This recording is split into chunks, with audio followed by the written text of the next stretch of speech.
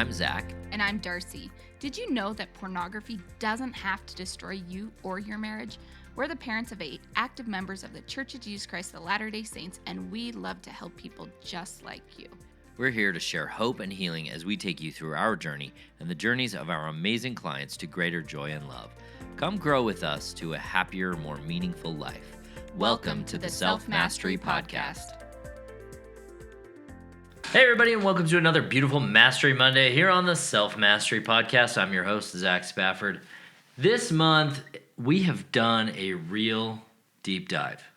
It has included a lot of really meaningful topics and subjects that I have tried to make sure that they were as understandable as possible. You know, we actually started in January with looking at our meaning frames and how disorganizing it can be to have them shattered by our partner not living up to the understandings that we have about pornography and what pornography viewing looks like in our relationships. That probably, I would not be surprised if most of you really listen to that and go, oh my gosh, yeah, my partner's not doing this, and that has really shattered the way that I think about our relationship and everything that goes on around it. Then in the actual first week of February, we moved to the process of confronting ourselves and our partner in loving and meaningful ways that can help us reorganize ourselves into more integrated people. And what I'm talking about when I say integrated is I am in integrity with who I say I am, both privately and publicly. That's what integrated means when it comes to this particular discussion. And then the following week, we discussed how we are extracting validation from our partners, how we can stop doing that, and how we can become more self-validating through some of the work that we discussed in the previous 2 weeks. And when we talk about extracting validation from our partners, this is the process that almost all of us go through in our lives. We all love to be validated. We all love to have people tell us we're awesome. But we can also make that into a problem when we require other people to say, no, you're okay. No, you're good. This extracting of validation from our partners can be really a pretty big struggle, because no one, I don't think anyone really likes not feeling validated. But if we're to grow, if we're to become the people that we actually want to be, we have to be willing to, be confronted and confront ourselves. And then, although we might enjoy validation, we don't require it. And, the process of becoming self-validated through some of the work that we discussed in the previous weeks is going to help you really begin to just kind of separate yourself from this idea of what your life should look like. My wife is going to tell me I'm a good person, or my husband is going to tell me I'm, amazing, even when I'm not actually being amazing. And then moving to a place where I choose to be the person I want to be and the person that I believe that I can be, regardless of what other people think. So there's a lot in that. Go listen to those podcasts. They are great. And then last week, we talked about disclosure and the ways in which we present ourselves to others in order to manage their beliefs and ideas around who we are. Disclosure, self-disclosure, and other disclosure, these are all really important concepts that they give us a better sense of who we are around people, but it's us saying, who am I when I'm alone with myself? And what does that look like, and can I share that with you? And there's 2 parts to that. One part is, am I willing to take that risk? And the other part is, am I capable of hearing when my partner does take that risk? A lot of times, spouses find themselves unwilling or incapable in some sense of hearing their partner when their partner is disclosing. It's hard for them to hear who their partner really is, because they have this picture in their mind of what their partner is supposed to be and who their partner is supposed to be. And that person is not who they, when we self-disclose, we're actually shattering that idea. So just kind of being aware of that and understanding what it means to disclose who we really are, and can I Am I grown up enough to hear that? And am I grown enough to do that with my partner? Those are pretty tough ideas. This is the last episode of the series. Here we're going to explore enmeshment and differentiation and the process of becoming a whole person who can be a good partner without the need for someone to function for us. One of the biggest struggles that I think most marriages have is the issue of how we fold into each other. What I'm talking about here is the amount of enmeshment and conformity that occurs when we become a couple. What this might look like is the need, like the idea of having the same opinion on an important issue. It might look like one partner over-functioning while the other partner under-functions, which don't be surprised if you notice that actually happens, and then it also flips in other circumstances. This also looks like some of the requirements we have that our partner reflect our sense of self, who we are, back to us. And I want to just dive into that really quickly. When we require that our partner reflect who we think we are back to us, we're in a bad kind of feedback loop. This is the kind of feedback loop where you tell me I'm good and I'm not actually being good. I'm not actually being the person that I said I would be. And I'm not really living up to the things that I said I would live up to. And so, what you want to do as a partner is you want to hold up a mirror to that idea and say, we discuss this. So, go back to self-confrontation, other confrontation, that episode, and talk and learn how to do that with your partner. In the process of creating intimacy that is built out of the validation of others, we often move along nicely together until one day everything kind of gets stuck or it snaps and we find ourselves and our relationship in a moment of crisis. It might be a small crisis. It might be a big crisis. In the case of pornography and the struggle around pornography, this is often a pretty big crisis. It's a pretty tough sticking point in most relationships. And then you have spouses saying things like Darcy did to me, if you don't get this under control, that's the end of our relationship. In part, this is occurring because the meaning framework that we brought into the marriage, so the ideas that we brought into the marriage of how pornography viewing should be in our marriage, is insufficient to hold on to the reality of the situation. And the meaning frame that most of us bring into our relationship when we get married is kind of the meaning frame that we've been given by the church, by our parents, by our grandparents, by our church leaders, and that is, if your partner is viewing pornography, that is going to be destructive to your marriage. And then as a result of that meaning frame, now our marriage is in jeopardy. And so is my sense of self. In the face of the pain that is occurring through the rejection that the other partner is feeling, this meaning frame shatters. When we have a crisis point like this in our lives, there are basically 3 ways that we can deal with it. And here again, I'm going to be leaning on Dr. David Schnarch's book, Passionate Marriage. But these ideas are I think they're very important for you to grasp onto and get an idea of how they are working and then try them out. Do them to the best of your ability, okay? The first is so when we have this breaking point, there are 3 ways that we can react to it. And the first way is to violate yourself by folding into the demands of your partner that they put on you, or violating your partner by requiring them to fold in to the demands that you place on them. In this scenario, I think a lot of women and partners of those viewing pornography feel totally justified.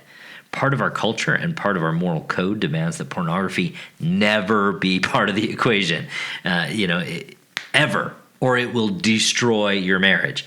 So making this demand that your partner violate themselves to simply behave in the way that you need them to behave so you can be enough for them sexually and otherwise, regardless of what they actually want, need, or have an understanding of, is pretty much okay within our LDS tradition.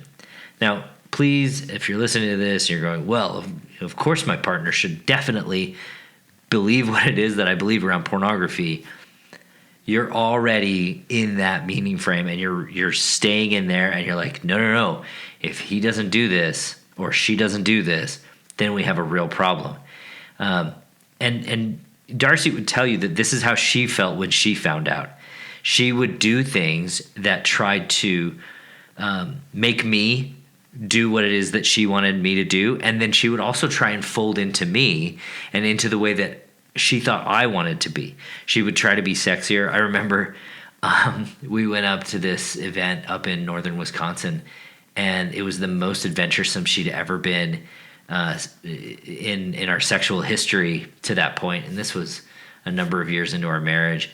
And it just felt forced. It felt wrong. It didn't feel like she was really trying to do it because it was what she wanted. She was trying to do it because she was trying to fold into an idea of what she thought I wanted. And really, she was just trying to please me. And the way that I would do this to Darcy was that I would give her anything she wanted, no matter what it was. I've talked about this on the podcast before, and how it really kind of was pretty destructive to me. And even when what she wanted wasn't in the best interest of our family or in my own personal life, so, my sense of self, I was giving up my sense of self to give her what she wanted, like giving up meaningful activities that I enjoyed to appease her. Now, so think about this, if this didn't happen in our relationship, but if I were giving up, like maybe say I love horseback riding and I was giving up my horseback riding to appease my partner rather than because I want to, that's what this looks like. This is me being someone I'm not really to give my partner a sense of what is right or true about them, rather than me living out my own personal reality and living according to my own personal needs and choosing my partner fully. A lot of people see this in their relationship when it comes to the Church of Jesus Christ of Latter-day Saints. So many of us are, we grow up in the church and then we get married. We check all the boxes until about, 10, 15 years into our marriage. And all of a sudden we're like, I don't know if I want to do this anymore. And that's tough, but you can see how, it might be something that someone would do where they would say, no, you have to believe this the way I believe it. Or I'm going to leave the thing I believe to appease you, and I'm going to leave my church and my belief structure so I can just keep you happy. This is really about enmeshment. It's the kind of I can't live without you and you can't live without me kind of way that we deal with our partners, that draws them in with a view of becoming one based on a single sense of self. And this is a pretty unpleasant and unhappy way to live your life. So if you have lived in any of these structures, you're like, yeah, I don't like this. So the second thing that often happens in relationships when there's this intense sticking point is to distance ourselves from the relationship emotionally or physically or both. So if you have been in the depths of this kind of situation, or you know someone who has, you've likely experienced this or seen it. And it shows up in a variety of ways that can be pretty dramatic, or that might not be that dramatic, but they show up, right? So either way, our behaviors become about moving away from our partner and even closing off emotionally. I don't think Darcy ever really did this. Let me say it this way. There were times when she would pull away from me, but it was always a short period of time. And there were times where I would pull away from her, but again, it was always a short period of time, partly because we like each other and partly because we wanted this to work and we were trying and we were experimenting, and it wasn't, neither of us was fed up with the other to the point where, we could go and separate, legally or maritally or anything like that. So for us, it was usually a pull away so I can kind of gather my thoughts and gather who I am, but it was never like a pull away, I'm never coming back to this relationship. So unlike the enfolding into each other sense that we get from accommodating or being accommodated, this looks more like I'm drowning in our usness, in all of the togetherness, and I need to escape it in order to be me. Now, you're probably hearing that and you might think, well, that's actually a good idea.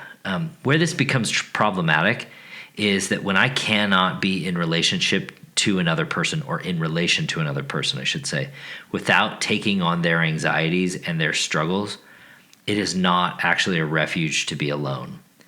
especially in the midst of a marriage. So let me just kind of dissect that for you for a second.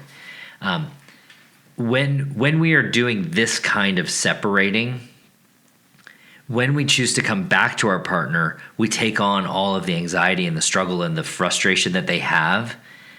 And we are not our own person in that conversation. And so that's why we separate, only to come back and just be back into the thrust of it, into the really deep parts of it. And when we go away, we don't like being alone. We are constantly thinking back to what's going on there while still saying, no, I can't go back into that. So just kind of being aware that this isn't a really helpful or safe way to long-term have a relationship, a marital relationship. So the final way that we can engage with these stuck and difficult moments is to confront ourselves and to become what David Schnarch calls more differentiated. So the last process is, I think it's one of ambiguous trying.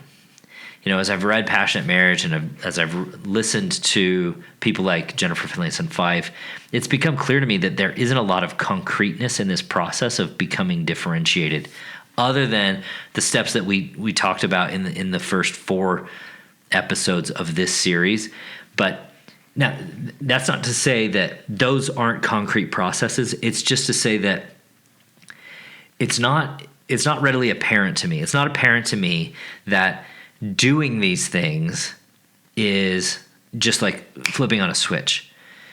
It is apparent to me that it is more one of trying and failing and trying again, and just kind of working our way along slowly in a basically trying to see how these particular skill sets fit into our lives.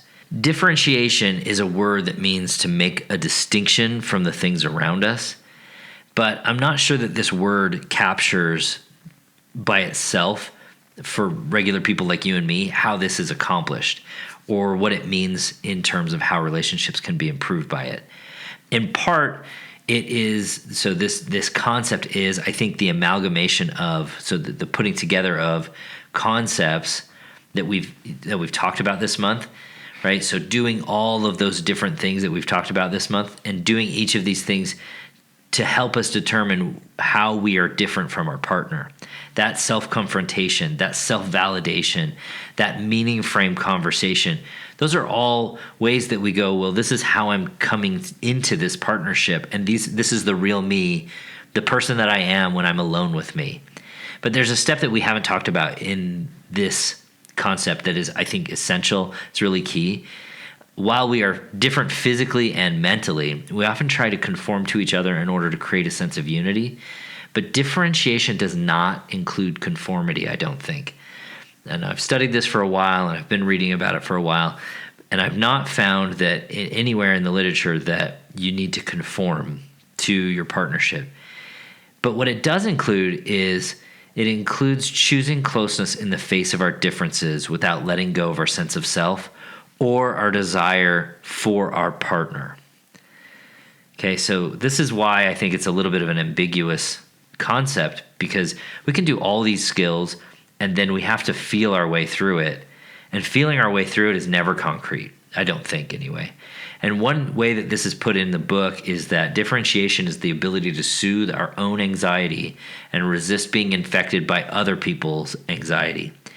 Now, I take that to mean that I can manage my emotions all by myself and not require that my partner take care of me, and willingly accept the loving critique of my partner. So this isn't like, you're an a-hole kind of critique. This is, when you do this, it makes me feel X.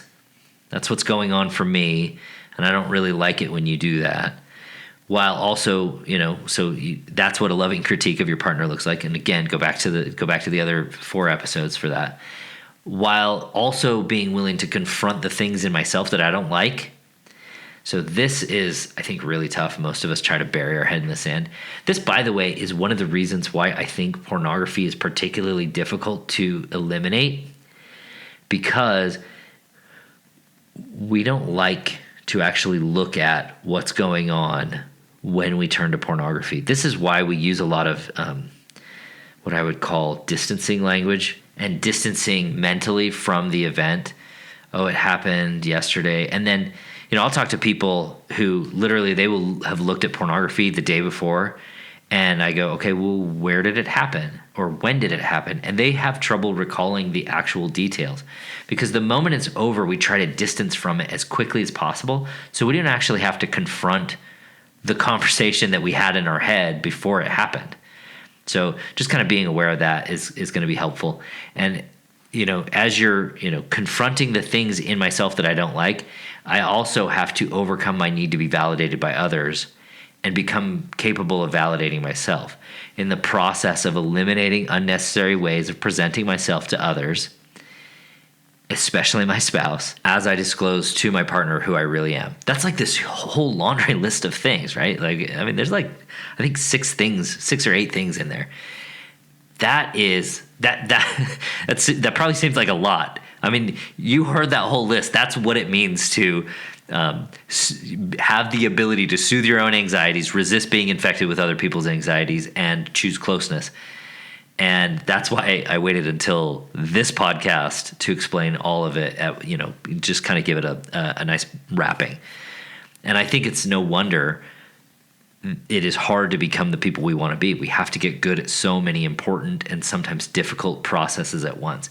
And another way that Dr. Schnarch describes this differentiation concept in his book, Passionate Marriage. And by the way, if you have not read Passionate Marriage and you can stomach some swear words, in particular the F word, he uses it in its most correct vernacular, then I would highly recommend it. But if you're not down with that, or you're like, I can't dive deep into the minutia of a really interesting psychology book, then just go listen to the podcasts a couple of times, and hopefully I will have covered enough of it.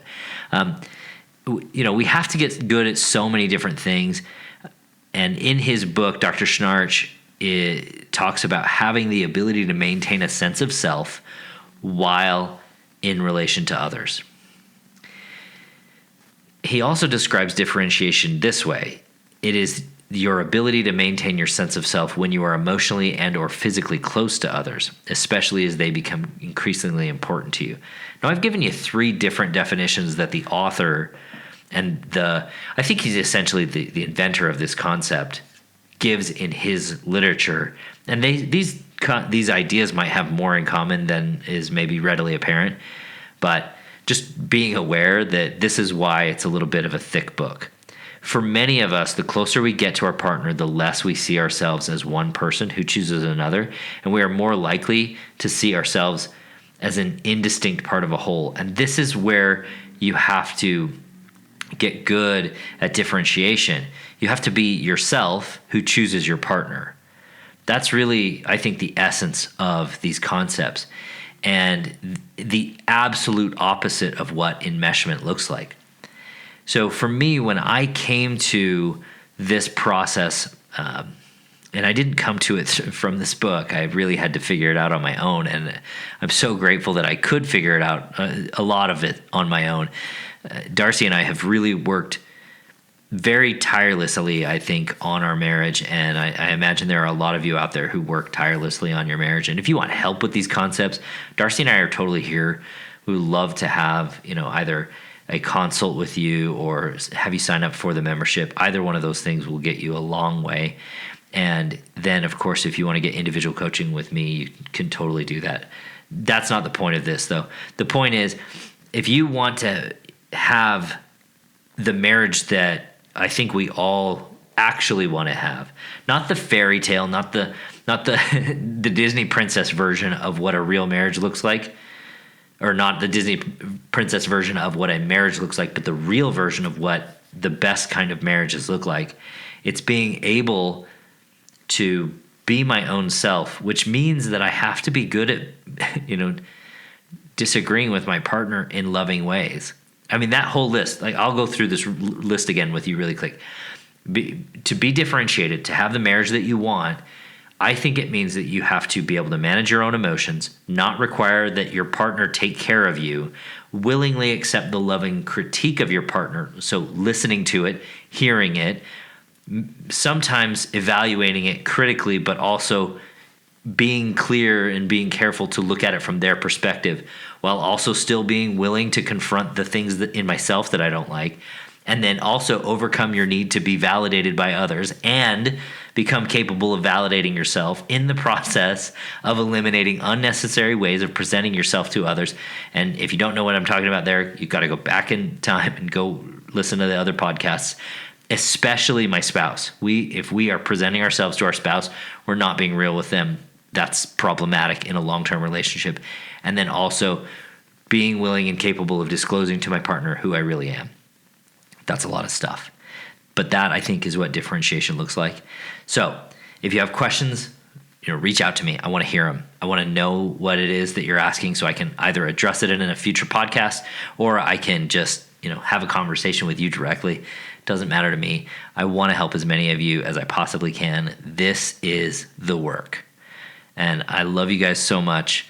I hope this has been a helpful process to go from, the end of January in through this end of February conversation.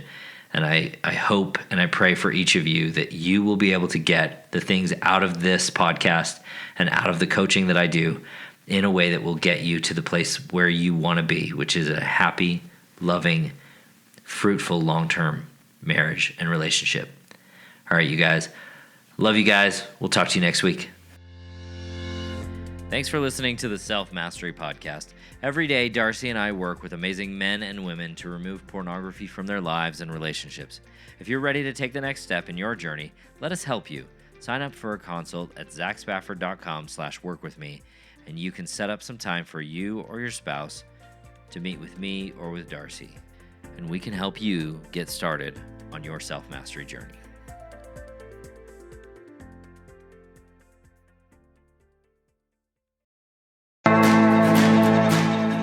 Thanks for listening to Thrive Beyond Pornography. If you're seeking guidance and support to overcome pornography for good and begin creating a thriving life beyond it, check out my free webinar, How to Overcome Pornography with Skills That Actually Work.